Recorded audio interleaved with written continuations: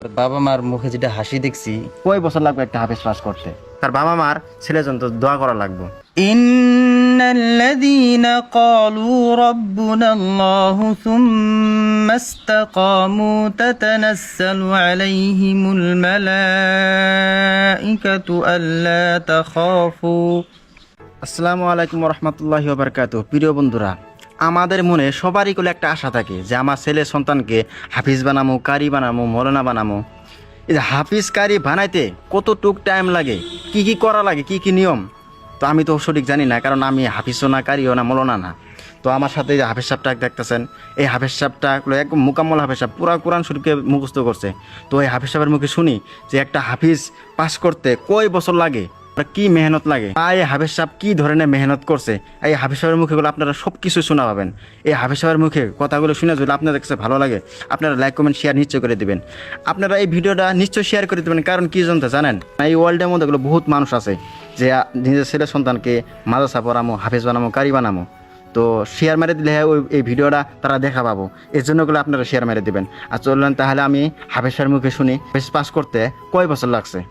আসসালামু আলাইকুম হাফেজ সাহেব, ভালো আছেন? ওয়ালাইকুম আসসালাম, আল্লাহ ভালো রাখছে। অ্যাকচুয়ালি আমি আমার যেগুলো অডিয়েন্স আছে আর যেগুলো আমাকে ভালোবাসে, ফলো করছে, ওইগুলো মানুষকে আমি কিছু শোনাতে চাই যে আপনি যে হাফেজটা পাস করছেন, এই হাফেজটা পাস করতে আপনার কয় বছর লাগছে, অ্যাকচুয়ালি আর কয় বছর লাগে।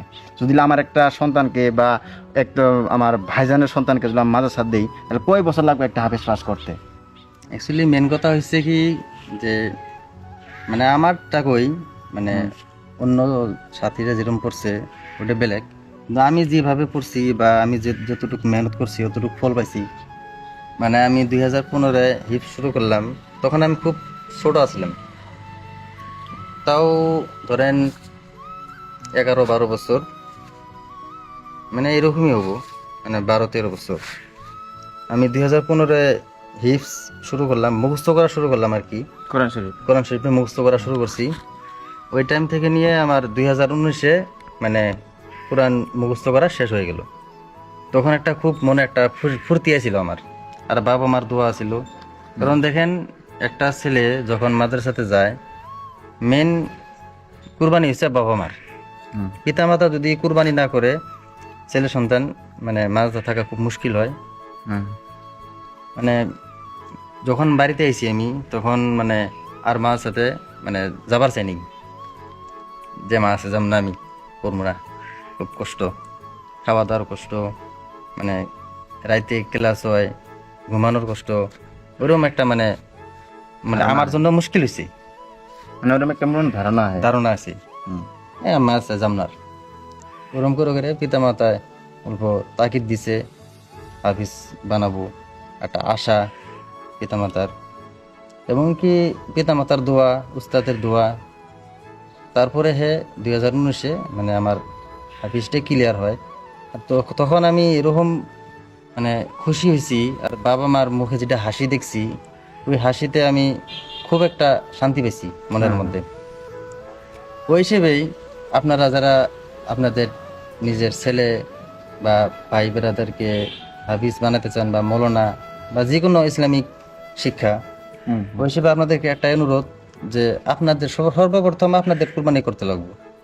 যে আমার ছেলে মাদ্রাসাতে গেতেছে, মাদ্রাসাতে যাই আছে, মাদ্রাসায় পড়বো, কি খাবো কি না খাবো, ঘুম পারবো না নাই, বা কোনো নানান ধরনের এটা ভাবা যাবে না আর কি। হ্যাঁ, এটা আপনাদের কুরবানি করতে লাগবে। এটা যদি ভাবেন যে আমার ছেলে কি খাইতেছে, নিরামিষ খাইতেছে, ডাল ভাত খাইতেছে, এটা যদি ভাবেন, তাহলে ওই ছেলেটার জন্য মানে হাফিজ হওয়ার জন্য মুশকিল হয়ে যাবে। তারপরে একটা নিজের জানা থাকা লাগবো যে আমি মাদ্রাসা পড়তে এসেছি, আমার একটা মানে টার্গেট যে আমি হাফিজ হমই, এর দিকে খুব মেহনত করা লাগবো। একটা ছেলে যখন মাদ্রাসা যায়, যে হাফিজ হইতে কত টাইম লাগে, ওটা তো নিজে দিয়ে কথা, কারণ যেরকম মেহনত করব ওই রকম ফল পাবো। কিন্তু আমার সময় লাগছে 3.5 বছর। 3.5 বছর আমার হাফিজটা ক্লিয়ার হয়েছে। তারপরে আমি মৌলানা 3 বছর পড়ছি, বর্তমান স্কুলে পড়ে আছি, মেট্রিক পাস করে আবার মৌলানা পড়তে যাবার চাইছি। আপনারা দোয়া করবেন কাজ করে, যাতে আমি আমার যেটুকু নেক আশা যাতে আল্লাহ পূরণ করে, আর আপনাদের ছেলেদেরকে ভালোভাবে উচ্চ শিক্ষায় শিক্ষিত বানায়। আল্লাহ আপনাদের নেক আশাকে পূরণ করুক। পর্যন্ত আর একটা কথা, যে যাই যেখান থেকে এই ভিডিওটা দেখতেছেন, খাস করে যারা মাদ্রাসায় পড়েন, তালবে ইলিম, হাফিজি পড়েন বা মৌলানা ক্লাস বা কোনো ইসলামিক শিক্ষা, আপনারা খাস করে মেহনত করবেন ভালো করে। কোনো বাজু ধান্দা, খারাপ ধান্দা বা ঘন ঘন বাড়িতে আসা, এই অভ্যাসটা ছেড়ে দেওয়া লাগবো। কারণ যতটুকু মেহনত করবেন অতটুকু ফল পাবেন। কারণ হাফিজি পড়া একটা মানুষের জন্য, হাফিজ হওয়াটা খুব কঠিন ব্যাপার যদি ওই মেহনত না করে। মেহনত করলে হে ওর হাফিজটা মোকাম্মল হবো। আর হাফিজ পড়ে যে আমি হাফিজ হইলাম, কোরআন ছেড়ে দিলাম, এটা করলে কিন্তু একদম সর্বনাশ। কারণ কোরআনটা কিয়ামত রাখ পর্যন্ত ইয়াদ রাখা লাগবে। কারণ আর কোরআনটা তেলাওয়াত না করলে ওটা ইয়াদ রাখা খুব মুশকিল হয়। বন্ধুরা, আপনারা শুনলেন একটা হাফেজ, একটা মলনা পাশ করতে কত মেহনত লাগে, বাপ মায়ের যে কত দোয়া লাগে। বাপ মায়ের দোয়া ছাড়া করলে হবো না। আর ছেলে সন্তান মাদ্রাসাত পড়বো, তার বাবা মা গুলো 5 ওয়াক্ত নামাজ পড়া লাগবো, তার ছেলে সন্তানের জন্য দোয়া করা লাগবো।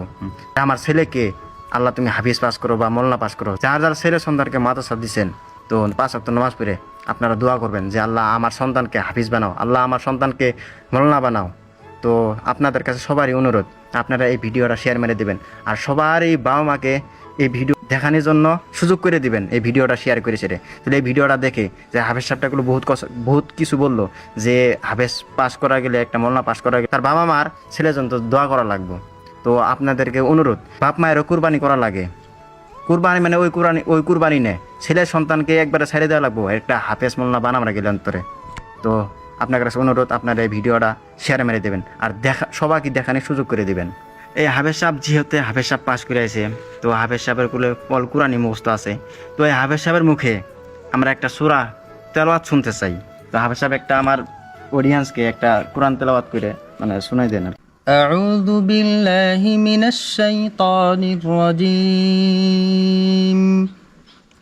بسم الله الرحمن الرحيم. وقال الذين كفروا ربنا أرنا الذين أضلانا من الجن والإنس نجعلهما تحت أقدامنا ليكونا من الأسفلين. إن الذين قالوا ربنا الله ثم استقاموا تتنزل عليهم الملائكة ألا تخافوا ولا تحزنوا وأبشروا بالجنة التي كنتم توعدون. نحن أولياؤكم في الحياة الدنيا وفي الآخرة ولكم فيها ما تشتهي أنفسكم ولكم فيها ما تدعون نزلا من غفور رحيم. সাদাকাল্লাহুল আযীম। অ্যাকচুয়ালি বন্ধুরা, কেউ যদি আমার সামনে মানে কোরআন তেলাওয়াত করে, আমার খালি শুনতে ইচ্ছা হয়। তো হাফেজ সাহেবটা দেখলেন কত সুন্দরভাবে কোরআন তেলাওয়াত করলো। এইভাবে যদি আমাদের ছেলে সন্তানকে একটা হাফেজ সাহেব বানাই, তা আমাদের মন করে বহুত অনেক অনেক অনেক খুশি হব। তো আপনাদের কাছে সবারই অনুরোধ, আপনারা আপনাদের ছেলেকে সন্তানকে ইসলামিক শিক্ষা দেন। আপনাদের কাছে সবার কাছে একটা অনুরোধ। তো আজকের বার আমার ভিডিওটা লম্বা করি না, তো আজকের বার আমার এই ব্লগ ভিডিওটা এই পর্যন্তই।